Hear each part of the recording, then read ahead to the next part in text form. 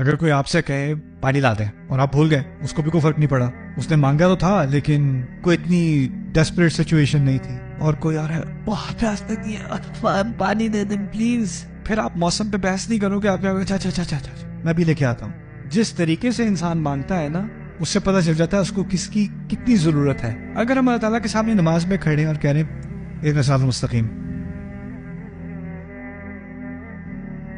مانگنے میں رویہ بھی ہوتا ہے کہ نہیں ہوتا؟ آپ کے بچے آپ کے پاس آ کے کہتے ہیں مجھے 500 چاہیے، جس طریقے سے مانگ رہا ہے دینے کا دل نہیں چاہتا، ایسے مانگتے ہیں، ایسے بات کرتے ہیں، یہ تمیز ہے بات کرنے کی؟ پھر آپ بچے کو تمیز سکھاتے ہیں کہ تمیز سے پوچھا جاتا ہے، ادب سے پوچھا جاتا ہے، اور پھر آپ نماز میں کھڑے ہو کہتے ہیں